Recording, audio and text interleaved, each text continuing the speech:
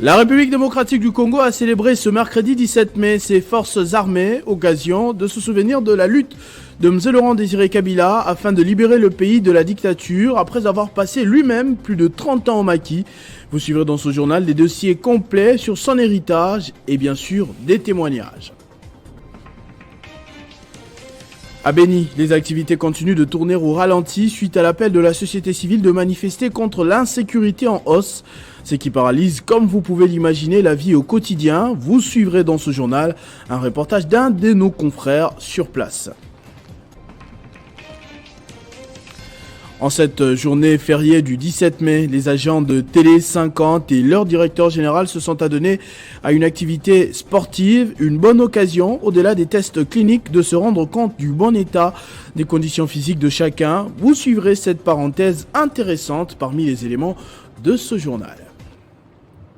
Mesdames et messieurs, bonsoir. 17 mai 1997, date commémorative de l'arrivée au pouvoir de l'Alliance des forces démocratiques pour la libération qui venait à bout du régime autoritaire de Mobutu Sese Seko. 26 ans après, les Congolais ont gardé beaucoup des bons souvenirs de Laurent Désiré Kabila, appelé affectueusement Mzee. Philosophie politique d'autoprise en charge à travers la création du service national afin de lutter contre le chômage des jeunes, les réserves stratégiques nationales pour lutter contre la pénurie et la spéculation au pays. Laurent Désiré Kabila, je dirais, c'est une des étoiles filantes. C'est une icône de la libération du peuple congolais, à l'instar de Moïse pour les Israélites dans la Bible. Un peuple sans nationalisme est un peuple sans histoire et il ne peut donc pas espérer en l'avenir. Mzee Kabila est un jeune citoyen congolais qui, après la mort de Lumumba, attristé, révolté, il dira même à sa maman: je serai le deuxième Lumumba. Il s'est engagé dans la lutte au Katanga et puis il s'est retrouvé dans la bourse, plus de 32 ans en train de combattre avec persévérance et détermination, constance. La création du franc congolais qui avait de la valeur et la mise en place du comité de pouvoir populaire CPP avec comme objectif de favoriser la démocratie à la base et la grande philosophie de se prendre en charge pour développer les pays et lutter contre le néocolonialisme. Pour certains observateurs, l'idéologie de l'AFDEL plane toujours jusqu'aujourd'hui sur toutes les institutions du pays, car cette même idéologie a été reprise par Joseph Kabila Kabange et c'est là pendant plus de 18 ans. Il a amené le pays vers les élections avec une passation civilisée de pouvoir et Joseph Kabila Kabange a tout fait pour que le Congo soit remis sous les bons rails, et cela en payant les dettes étrangères et réhabilitant certaines infrastructures du pays, en faisant en sorte que tous les services nationaux ainsi que toutes les institutions fonctionnent normalement, en améliorant l'armée congolaise qui a été une armée structurée, ce qui a facilité la tâche aux actuels dirigeants de 2023. Les acquis de Laurent Désiré Kabila continuent à être pérennisés. Le problème, ce sont les acteurs qui doivent comprendre le combat de Mzee Laurent Désiré Kabila. Les Congolais reconnaissent le combat de Mzee Laurent Désiré Kabila. Après 26 ans de l'entrée de l'AFDL, nos reporters ont approché certains anciens Kadogo et compagnons de Mzee. Ces derniers ont rappelé le combat et l'importance de cette date consacrant la libération de la République démocratique du Congo. Le 17, vraiment, c'est une journée inoubliable, gravée dans les mémoires de tous les Congolais qui connaissent que Laurent Désiré Kabila, notre héros national, était le soldat du peuple et il était pour le peuple. Je sais que nous reconnaissons même au président Félix Tshisekedi d'avoir honoré le SNL, c'est ce qu'on appelle le service national de Kanyamaka CC, l'œuvre de Mzee Laurent Kabila, où tous ceux qu'on croyait que les Kounas sont des vrais bâtisseurs, des constructeurs et beaucoup de choses. C'était un avenir pour le Congo, c'était un laboratoire pour la crème de l'édification de notre pays. 26 ans déjà de libération. Bien sûr, on n'a pas appliqué tout à la loupe, mais il y a les acquis. Nous sommes déjà en démocratie parce qu'on voulait que notre pays soit démocratisé. Mzee Laurent Désiré Kabila, en venant avec cette libération, il voulait libérer le Congo de la dictature sanguinaire et aussi d'un pouvoir néocolonialiste. Et c'est comme ça que Mouzé aujourd'hui il est missionnaire contre le néocolonialisme, contrairement à son maître Lumumba. Lui, il a libéré le Congo de la colonisation. La colonisation, là, on voit la domination directe du Congo par l'impérialisme occidental. Mais le néocolonialisme, c'est que l'impérialisme occidental utilise les propres fils, c'est-à-dire les Congolais, pour son compte. Une marche de soutien aux forces armées de la République démocratique du Congo a été organisée ce 17 mai à Bumba, dans la province de la Mongala. Marche initiée par le gouverneur de province César Limbaya Mbingisa, qui a réuni les militaires et la police nationale congolaise. Dans les soucis de soutenir unanimement les forces armées de la République démocratique du Congo, en cette date leur dédiée, le gouvernorat provincial de la Mongala a organisé une marche de soutien digne de ses noms pour rendre des vibrants hommages, principalement aux vaillants soldats congolais au front, protégeant l'intégrité territoriale de la République démocratique du Congo. Chapeauté par le gouverneur César Limbaya Mbingisa, en ce jour à Bumba, cette marche FARDC et la police nationale congolaise a pris les grandes artères des Bumba en commençant de rond-point des Bumba sur la route Manga, en passant par l'avenue Mbandaka, le quartier Mobutu sur l'avenue Mobutu, pour chuter au centre-ville des Bumba. À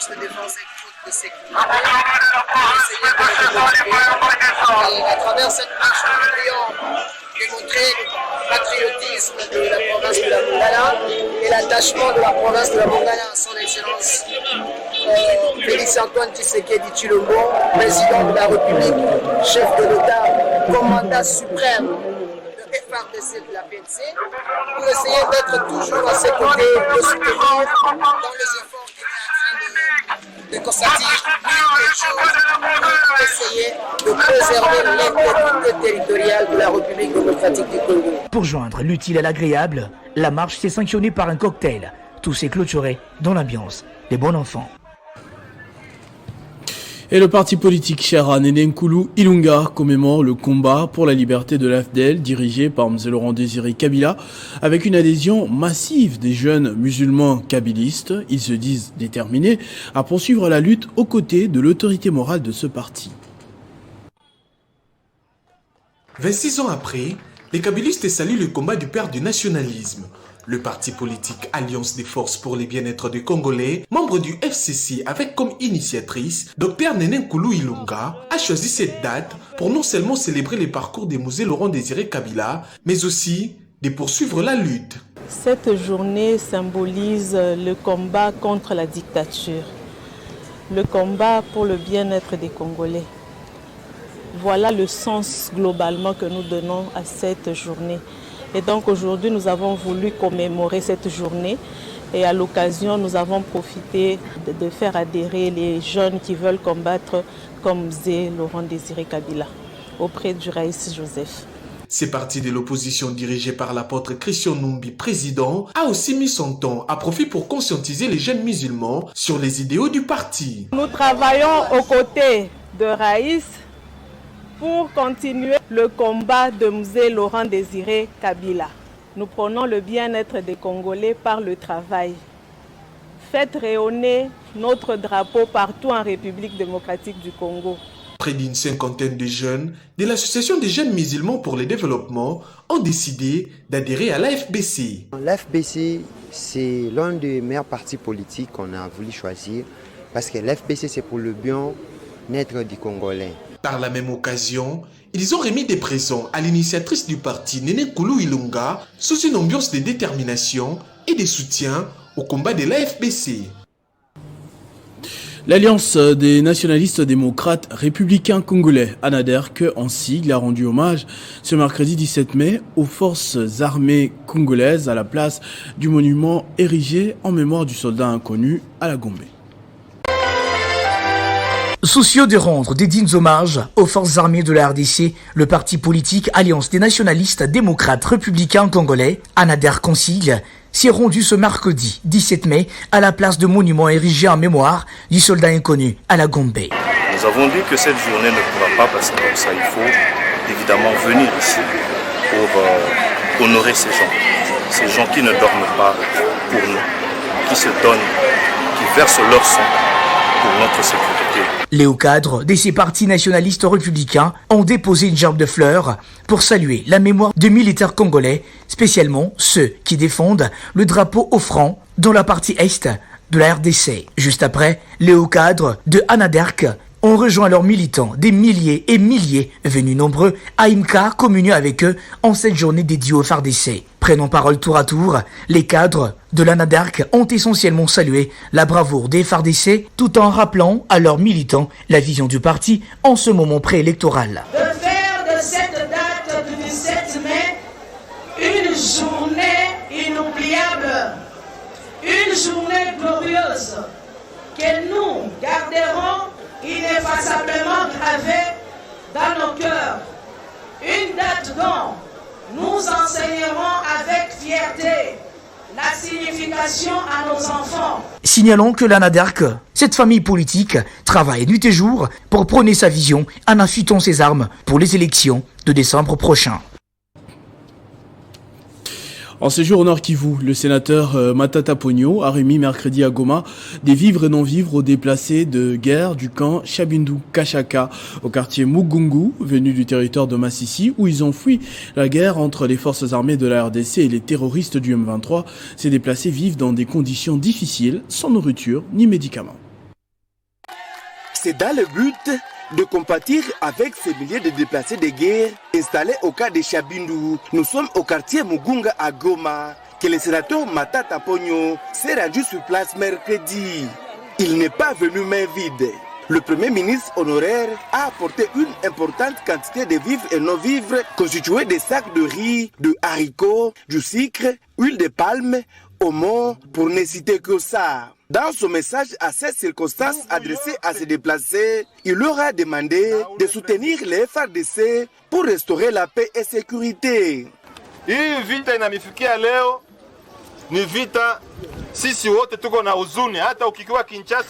Nous sommes attristés par cette guerre, même si nous sommes à Kinshasa. Personne ne peut être content de vos conditions de vie dans ce camp. Alors que vous avez vos propres maisons, vos propres champs, vos propres vaches.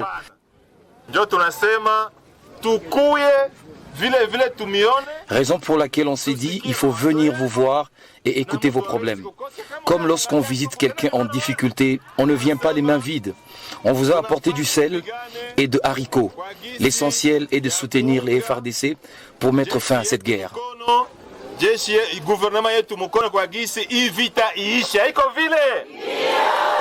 Tout à remercier Augustin Matata Pogno pour cette assistance, ces déplacés ont plaidé auprès du Premier ministre honoraire pour son implication pour le retour de la paix. Leur souci est de regagner leur milieu d'origine et vivre dans de bonnes conditions. Troisième jour, ce mercredi 17 mai 2023, de la ville morte dans la ville de Béni. Ces journées ont été lancées à l'initiative de la société civile, du Conseil urbain de la jeunesse et des mouvements citoyens pour dénoncer l'insécurité grandissante dans cette partie du pays. Les effets se font déjà ressentir sur le quotidien de la population habituée à vivre au jour le jour.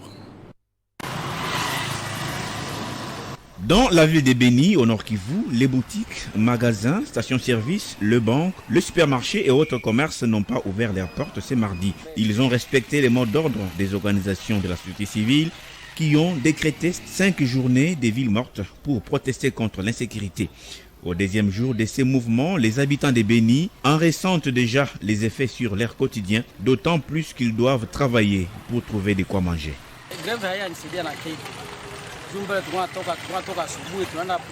Ces 2 journées de grève ne m'ont servi à rien. En temps normal, je quitte ici le matin pour Butembo et je rentre. Ça me permet de gagner quelque chose. Mais depuis le début de la grève, c'est devenu compliqué.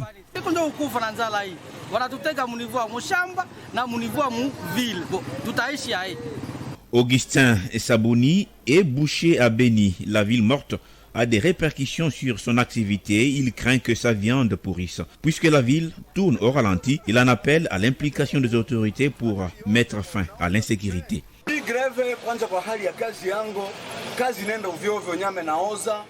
Cette grève se répercute sur mon travail. Mon travail ne marche pas. La viande pourrit, La vie de mes enfants, n'en parlons même pas, car nous mangeons actuellement au taux du jour. Avec ces plaintes de la population, reste à savoir si les 5 journées de la ville morte seront entièrement respectées selon les modes d'ordre des organisations qui ont lancé ces mouvements. L'autre impact négatif, c'est la situation socio-économique de la ville de Béni. On s'achemine petit à petit vers la fin de la session ordinaire de mars, session essentiellement législative, mais les élus des élus veulent intensifier le contrôle de l'exécutif. C'est dans ce cadre que la plénière de ce mardi, présidée par le deuxième vice-président du Sénat, M. Sangouma Temongonde, a déclaré recevable 4 questions orales avec débat. Ces initiatives parlementaires sont les œuvres du sénateur Denis Kambayi avec 3 questions orales et Isabelle Kabambawa Umba. L'ancien ministre des Sports attend des explications de l'actuel ministre François Kaboulo sur la prise en charge des léopards champions d'Afrique. Dans le même cadre, les ministres des Infrastructures devraient quant à lui s'expliquer sur l'état des détériorations du réseau routier dans l'espace Grand Kasaï. Le ministre de l'Agriculture présentera à son tour l'état des lieux du projet volontariste agricole de Lubondaï au Kasaï central. De son côté, Isabelle Kabamba Waumba, élue de la province du Olomami, fait venir la ministre de la Justice à la barre de la Chambre haute du Parlement afin d'éclairer la lanterne des sénateurs sur la politique générale de l'administration du secteur de la justice, sur la politique générale de l'administration du secteur de la justice en RDC. L'administration de la justice, culte, association sans but lucratif, ASBL, et établissement d'utilité publique, régime pénitentiaire, libération conditionnelle et enfin police des cimetières. Le deuxième vice-président de la Chambre des sages a indiqué que toutes ces questions seront notifiées aux membres du gouvernement concernés pour qu'ils se présentent à la plénière avant la fin de la session en cours. Il faut noter que la même plénière a voté en seconde lecture après quelques amendements sur le plan de la forme, la prorogation de l'état des sièges dans une partie du territoire national sur demande du chef de l'État. À Kalemi, dans la province du Tanganyika, le gouvernement provincial a signé un acte d'engagement pour l'accompagnement de la campagne de distribution gratuite des moustiquaires imprégnés d'insecticides qui sera réalisée par Sanrou. Le gouverneur de province a été représenté par le ministre provincial de l'Intérieur, Dieudonné Moulonda Kasaka. Cette séance des plaidoyers s'est tenue ce lundi 15 mai 2023 dans la salle de banquet de l'hôtel Cham dans la ville de Kalemi au Tanganyika et c'est sous la direction du chef de l'exécutif provincial représenté à cette occasion par le ministre provincial de l'Intérieur et Sécurité Dieudonné Moulonda Kasaka.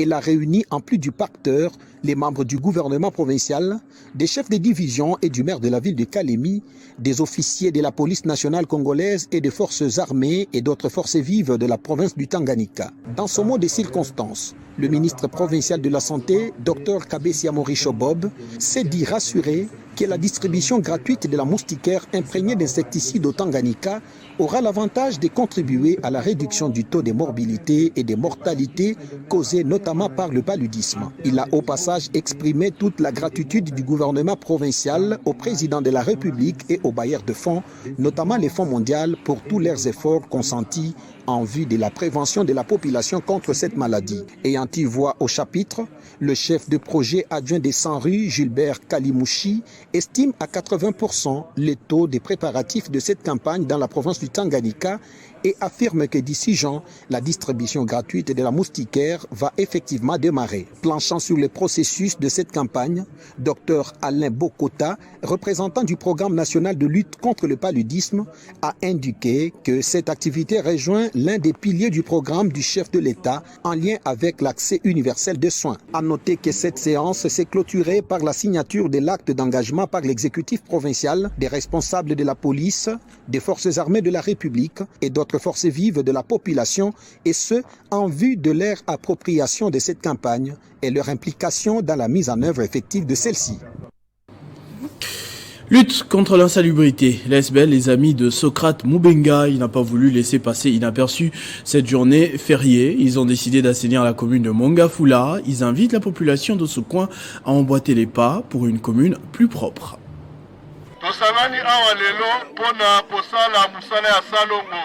Il fait de l'intérêt général son credo. Socrate Mubengai, à travers son ASBL, les amis de Socrate Mubengai, reste déterminé à rendre plus propre la commune de Mongafula. C'est mercredi, en compagnie de toute son équipe et membres de son association, ils ont balayé toute l'avenue Mobutu, précisément dans le quartier Mamayemo, dans la commune de Mongafula. Socrate Mobengai s'est dit décidé de pérenniser cet exercice tous les samedis. Nous sommes ici pour assainir notre environnement et plus précisément notre commune de Mongafula. Voilà pourquoi nous invitons toute la population de notre commune de se joindre à nous et de participer régulièrement à cet exercice de salubrité afin de garder notre environnement propre. Les habitants de ces quartiers expriment leur joie face à ces gestes louables.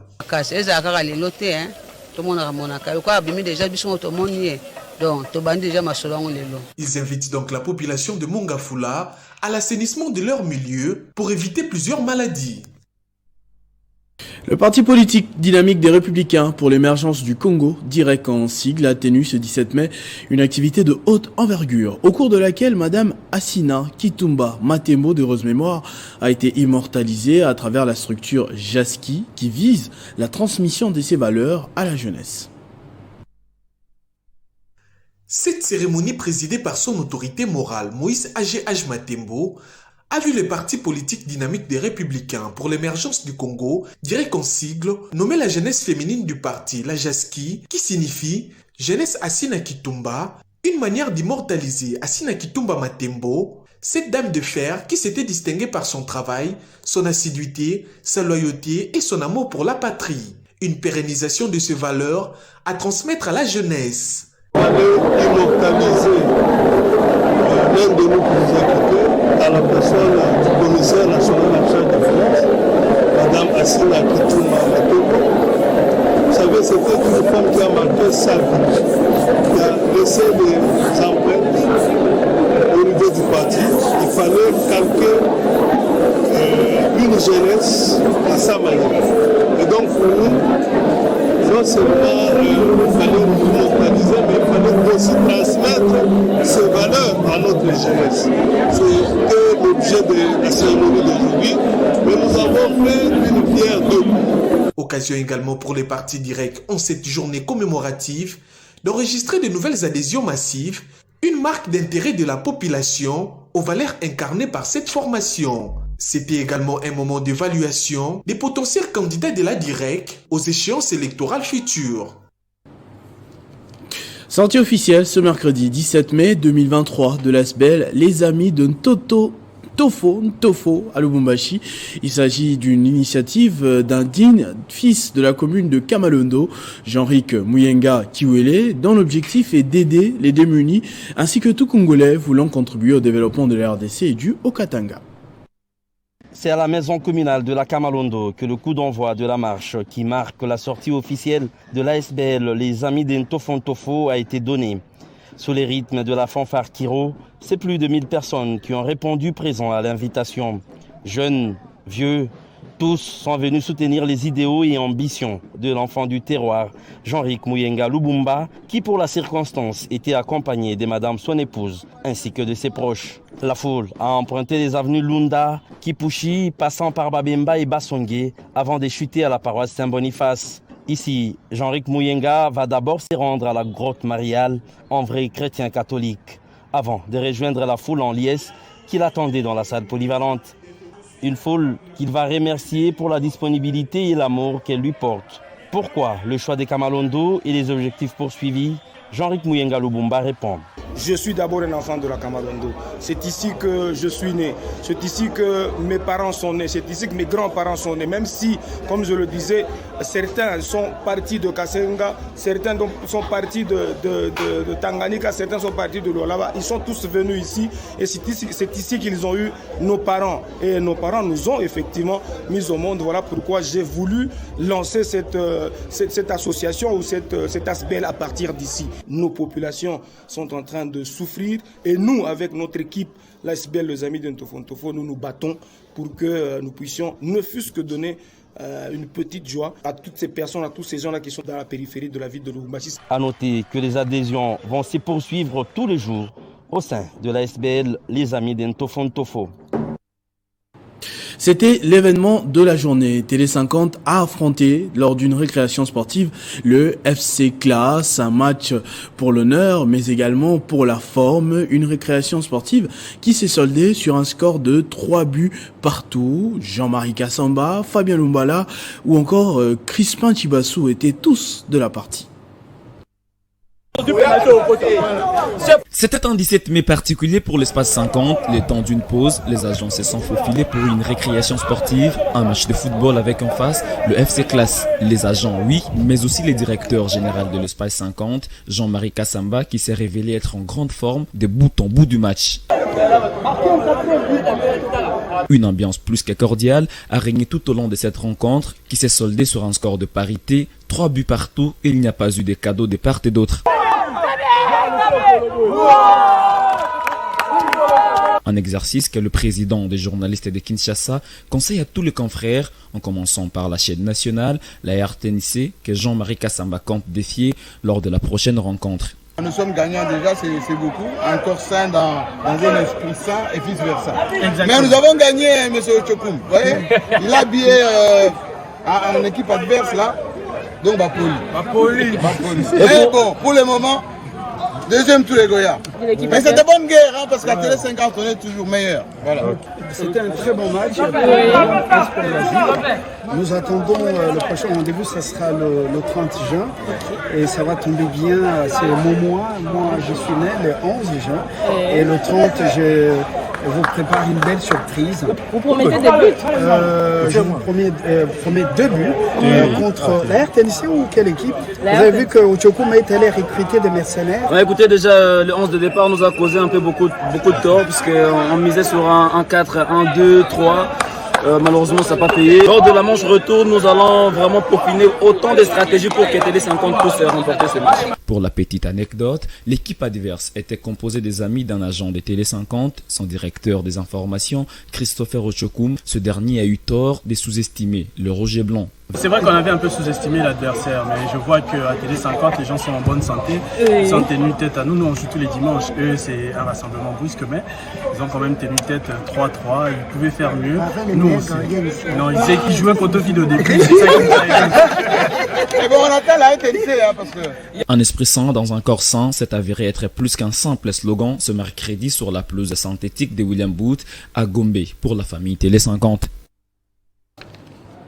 Ce journal est terminé, je vous en rappelle tout de suite les principaux titres. La République démocratique du Congo a célébré ce mercredi 17 mai ses forces armées, occasion de se souvenir de la lutte de Mouzé Laurent Désiré Kabila afin de libérer le pays de la dictature après avoir passé lui-même plus de 30 ans au maquis. À Béni, les activités continuent de tourner au ralenti suite à l'appel de la société civile de manifester contre l'insécurité en hausse, ce qui paralyse, comme vous pouvez l'imaginer, la vie au quotidien. En cette journée fériée du 17 mai, les agents de Télé 50 et leur directeur général se sont adonnés à une activité sportive, une bonne occasion, au-delà des tests cliniques, de se rendre compte du bon état de conditions physiques de chacun. À tous et à toutes, merci de votre attention soutenue. Restez fidèles au programme de votre chaîne Télé 50. Vivez heureux, vivez 100 ans, mesdames et messieurs.